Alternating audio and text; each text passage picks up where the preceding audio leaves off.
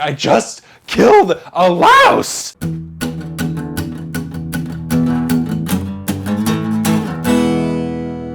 than food, man. Good afternoon, everyone. Welcome to Better Than Food Book Reviews. I'm your host, Clifford Lee Sargent. Great to see you as always. Hope you're doing well. Get that coffee. Really quick, I released a Halloween review of H.P. Lovecraft's The Call of Cthulhu for patrons only. If you want to check that out, link below. I was pretty happy with how it turned out, and so I hope you enjoyed that. Thanks a bunch. Today is Crime and Punishment by Fyodor Dostoevsky, the Paver and Volokonsky translation. This was a gift from a very kind friend, fan, and patron, Jeff. Thank you very much, man. I sincerely appreciate it. Halfway through. So this is going to be a two-part review, and today's part one. This is the first Dostoevsky I've reviewed since I reviewed Notes from Underground like 8 years ago or something like that. It's crazy. Hard to believe, but there you go. Definitely overdue. Where does the damn time go? I'm telling you. You're never going to be able to read them all, so you should prioritize early. I should make a video on that, actually. There will be some spoilers in here, but perhaps no more than you already know about the book, right? Like some basic plot stuff. The major inciting incident is pretty well known at this point, I gather. I knew about it before starting the book, and you know, it sure didn't ruin it for me. You know, that is the main crime. Fyodor Dostoevsky was a Russian author, and of course one of the greatest in history, not just Russian, but internationally. His novels deal predominantly with the themes of good and evil, appropriate as he was an Orthodox Christian. While part of this socialist circle, this group, Dostoevsky was arrested by the Russian government and sentenced to death by firing squad, along with the other members. At the very last moment, as they were like literally tied to the posts, the men's rifles are like up and pointed at them, and I think the command fire was given. At the very last moment, this letter arrives from a guy on horseback calling off the execution. I think that whole thing was like a ruse too, like they, you know, the powers to be decided because they were young or something that they would let them go, but they were gonna scare the shit out of them first. And instead, Dostoevsky was sent to a labor camp in Siberia. Wow, so much better, eh? Which from the descriptions he wrote down sounded like pretty much exactly what you'd expect. He wrote a book about his experience in the prison camp called The House of the Dead. So after all of that, after 10 years of exile, he returns to St. Petersburg, and after some time wrote the books for which he's famous. One of them is Crime and Punishment, published in 1866. So this is a story about an impoverished young student in 19th century Russia who is kind of losing it and commits a murder. He's broke and pawning his belongings to a woman who buys that kind of stuff, a pawnbroker. And after considering suicide and deciding not to go through with it, he gets a very strange idea in his head, and it develops into a kind of obsession. Kind of a pathological obsession. It's kind of an exciting thought experiment for him, kind of philosophical, at least before he decides he has to do it, just to see how it is. Or at least that's the only reason we have, or that I can determine thus far, halfway through the book. The idea is that he should commit murder. So eventually, he does. In a very brutal, cold-blooded manner. He goes back to that old woman's apartment, the pawnbroker, and chops her to death with an axe, before being discovered by her half-sister, and then being forced to kill her as well. Then he escapes, like by some stroke of luck, very carefully, in total fright, but undetected. Or so it seems. But really quick, before you find yourself driven mad by psychological distress, and let's face it, who isn't going down that road these days? Hello. Please be sure to check out today's sponsor, BetterHelp. It is a really tough time out there. It continues to be a tough time, what with the pandemic, with the inflation, the economy, etc. Everything going on. I mean, things are getting increasingly difficult, and it's a dark time. It's a difficult time for everybody, no matter what age you are, wherever you fall along the line of generations, you know, millennials, boomers, Gen X, or otherwise. Everybody has their own very specific, very serious issues, you know, that we face collectively. So I'm speaking to all of you out there. These are really tough times. There's no shame in admitting it. There's no shame in admitting that it might be helpful to talk to somebody. Over the course of the pandemic, I was just getting like this cortisol drip of anxiety every day, like, and it didn't really stop. You know, just what with the news, what with the potential war, the economy, etc., etc. It's always something, right? These days especially, it's always something. But you know, I'm sure I'm not the only one, right? So BetterHelp, that is Better Help with a P, can help you with that. If you think you might be feeling stressed, depressed, anxious, or overwhelmed, these guys can definitely help. And I think that anything out there that can help you in a healthy way with this is tremendous. Not substances, not drinking, none of that stuff. Eating well can help, sleeping well can help, Consistent exercise can help.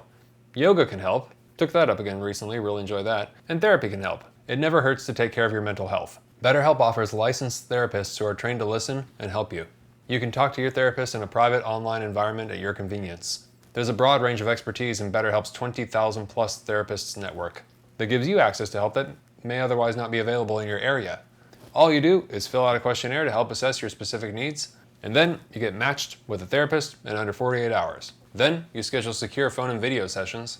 Plus you can exchange unlimited messages, and everything you share is confidential. And you can also request a new therapist, like change your therapist, at no additional charge anytime. So join the 2 million people plus who have taken charge of their mental health with an experienced BetterHelp therapist. Get 10% off your first month by going to betterhelp.com/BTF or by following the link below. Please check it out. Thanks a bunch. The thing that you get from Dostoevsky almost right off the bat is that he knows destitution, because he's inhabited places of absolute squalor. So while not a pleasant thing to read, it's certainly realistic. The sickness, the claustrophobia, the anxiety, the psychological turmoil. It's like reading a viscerally dirty Kafka. But so far I like this one better than The Trial, which I found dry as hell. Whatever, sue me, it's my loss, I'm sure. I like Kafka, but I don't like The Trial. Reading this with a COVID-induced fever was quite the experience. After the murder, Raskolnikov is constantly sick. He's fainting in inconvenient places, including the police office, and is under a great deal of stress because he's never left alone. It's really kind of, in some ways, a comedy. I mean, there are comedic elements to it. His mother and his sister, 2 characters in the book, suddenly show up in his apartment. Raskolnikov lives in St. Petersburg, and his mother and sister live outside, back home somewhere. They sent a letter informing him what was going on, but he just killed somebody and he's going in and out of like fevers and passing out in places he shouldn't, and so anyways, I think he might have read the letter late or something. But his sister has recently decided, he learns in a letter, to get married to a guy that Raskolnikov detests, to avoid the advances of her employer, a fellow named Svidrigailov. The book's antagonist, I believe, who I've just met. We just meet at the end of part 3, which is where this review stops. The book is in 6 parts, and then there's an epilogue. I've read the first 3 chapters, and that's where we're at today. Meanwhile, we can't forget, Raskolnikov has visited his old friend Razumikin, who is this kind of warm-hearted, big personality, good-natured, do-gooder fellow. Like this, he seems like, I just imagine him being big and burly with a big beard, very strong-willed, strong everything, but very jolly, This guy who just always seems to take the initiative, and is constantly trying to help people and solve their problems. Like, nonsense, I'll take care of you. I'll just go and fix this thing over here. He's kind of the novel's comic relief thus far, because he's so, the way Dostoevsky has written everybody, they're such dolts. Obviously, basically Raskolnikov is telling everybody that he's murdered this woman without saying it, in every single way possible. Dostoevsky has written it so that, Raskolnikov's luck is so outrageous, at least in the first half, maybe he's leading us on, but Raskolnikov's luck at escaping is so outrageous, it's just impossible to believe. He's basically telling everybody that he did it, basically, whether that's through actually saying it or through, as like a joke, right? Or indirectly with his actions. It's a gross novel. He's like passing out in places where he shouldn't be. He's like in and out of fever. He's like constantly sick. He's in this cramped, disgusting apartment in St. Petersburg. It's almost Poe-like, and it's kind of like destitution. You know what I mean? But in the meantime, Raskolnikov, or Radya, as he's nicknamed, finds this man Lucin, his sister Dunya's fiancé, as it were, to be a pompous, pretentious prick, and doesn't want her to have anything to do with him, because he loves Dunya very much. And so does his friend Razumikin, as soon as he sees her. The thing that seems almost immediate when I think about it is that Raskolnikov, in that cliche manner, after he thinks he's gotten away with it, is trying to get himself caught, basically, through the shit that he says and all these interactions. It's interesting. Raskolnikov is addicted to gambling with his life, as Dostoevsky was addicted, severely it sounds, to gambling with his cash. They're both gambling addicts. They're just, they got different things of value. It's interesting, yeah. Dostoevsky was a gambling addict. He got bad. He almost I think he almost lost it all once over in Europe, but I think he basically lost all of it, but you know, his friends and family kind of helped him out and he didn't go bankrupt or something, according to Wikipedia or something, I don't remember. Raskolnikov is taking pride in his perceived arrogant superiority. He has this whole philosophy behind this, right? Of being able to axe an old woman and get away with it. But it's clear that there's a psychological cost, and things begin to deteriorate. You see, Raskolnikov is bumping into the walls of this psychological prison he's created for himself. There's this deep paranoia creeping up. And there's an odd tradesman who's accused him of murder. A man we don't recognize at all. He's mysterious. And he shows up in Raskolnikov's dreams, as does the woman who he killed. Yeah. The dream he has of killing her is really creepy, or trying to kill her, right? He's back in the apartment and he's trying to chop her to death, but she's just laughing.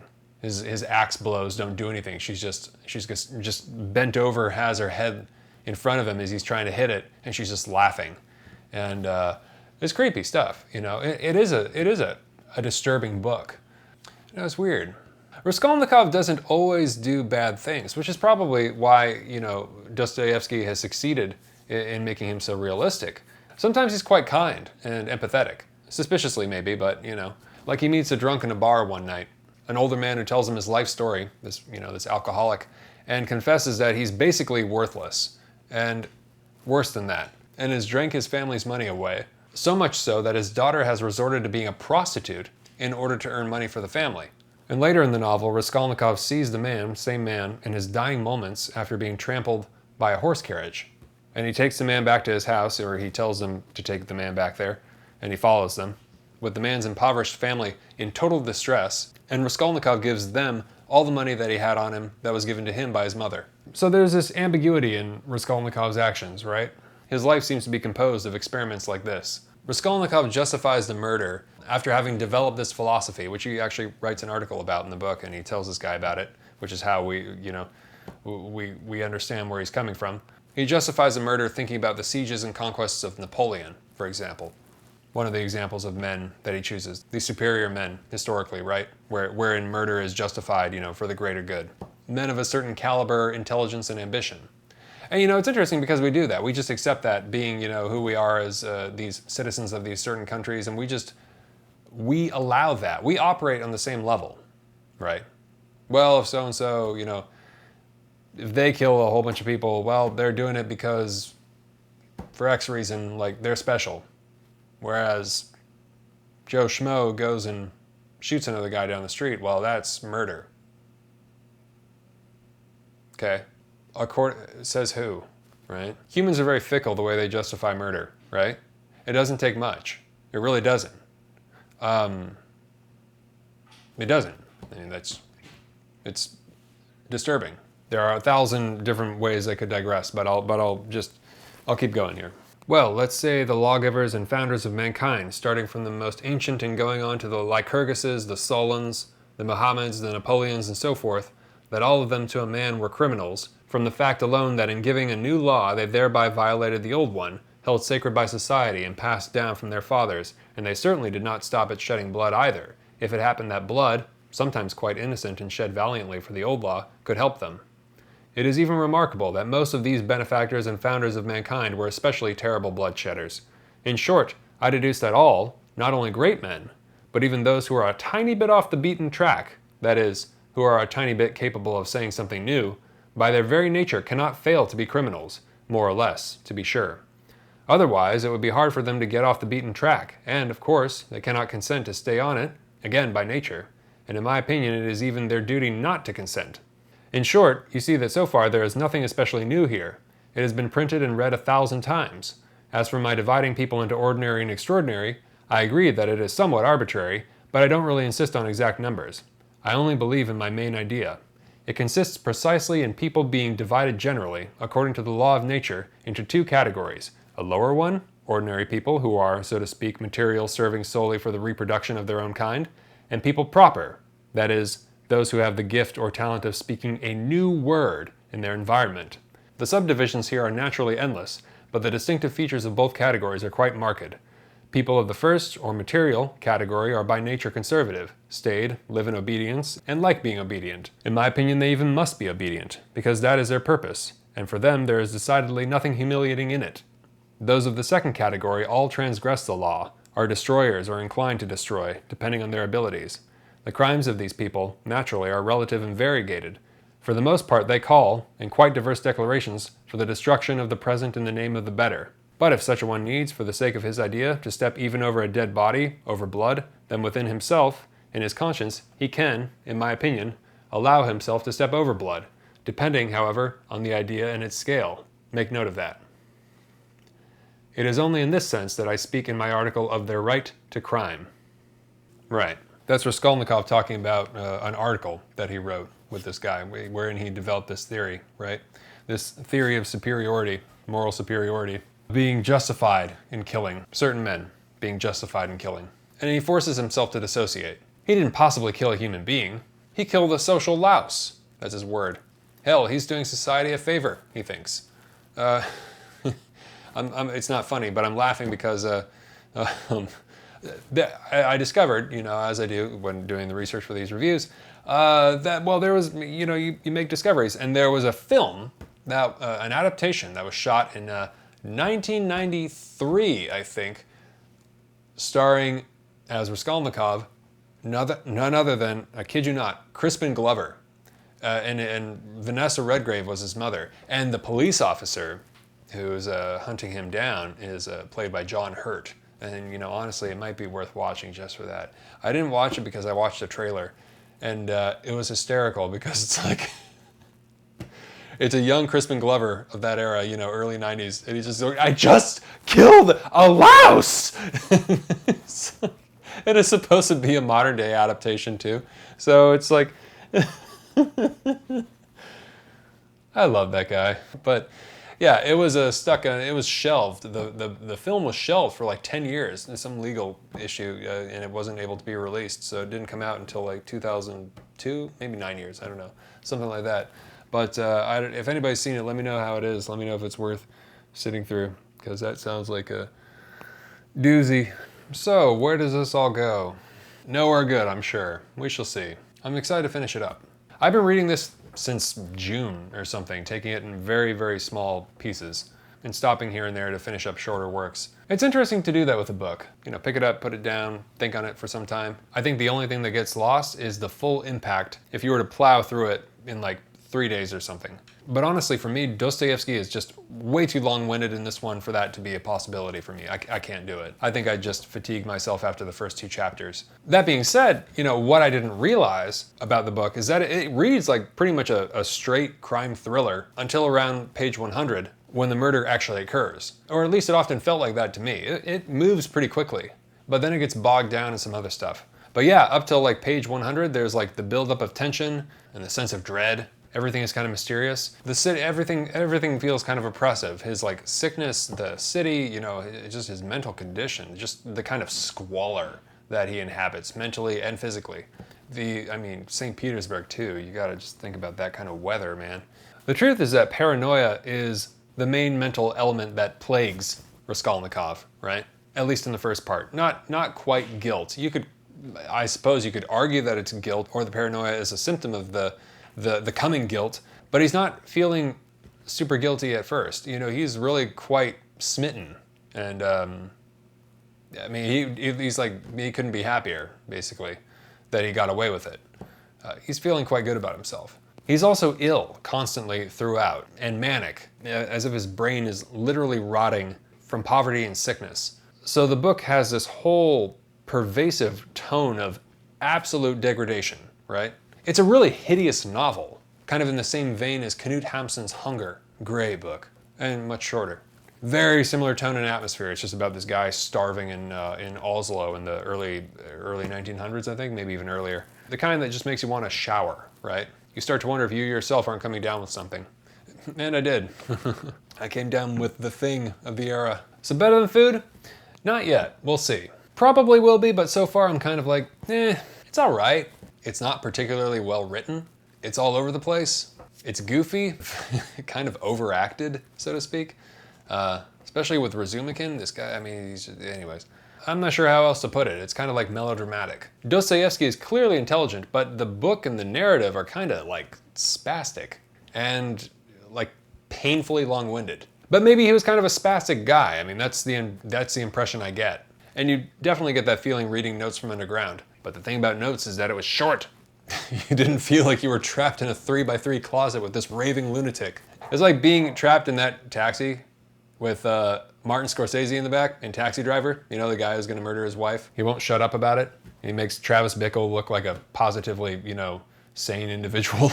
And I'm gonna shoot it. I'm gonna shoot it with a .45 Magnum. What a .45 Magnum can do to a woman's pussy. So you should read it. Anybody who's a fan of Thomas Bernhard and Woody Allen. Woody Allen was a huge fan of Dostoevsky. That's basically Dostoevsky in a nutshell for me. It's Thomas Bernhard plus Woody Allen. Add in, of course, a cold Russian winter, an extremely high IQ. Voila, there you are. Have at it. Coffee time. So, today, the winner of the coffee jar is going to be given the October box from Boxwalla, as well as a copy of Crime and Punishment, and of course, some delicious coffee roasted by yours truly. So you shall be receiving a box in the very cool Boxwalla box, and you shall be getting these 2 books and these 2 books. So you're gonna be getting not 1, not 2, not 3, not 4, but 5 books, plus some delicious coffee.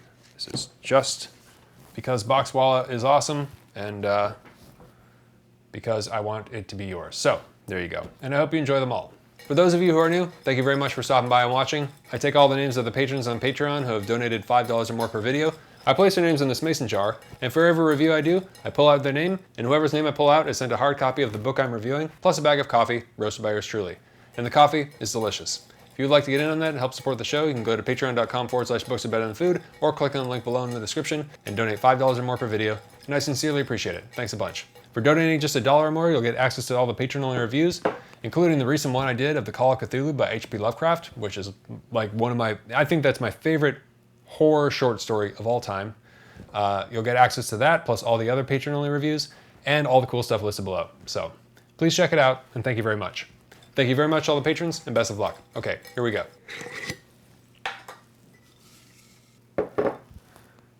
Innsmouth Tide. Thank you very much, Innsmouth Tide. You're going to receive Crime and Punishment, plus all of those awesome books from Boxwalla, plus some delicious coffee, of course, and I hope you love everything. Thanks a bunch. And it's funny because Innsmouth Tide, I believe, is that's a Lovecraft reference. I just reviewed Lovecraft. Well, that's fortunate because I assume you actually probably already have that collection. So anyways, please subscribe if you have not already and hit the thumbs up if you enjoyed this. And always remember, bring a book wherever you go. All right, take care of yourselves. Have a great night. Talk to you soon. Ciao.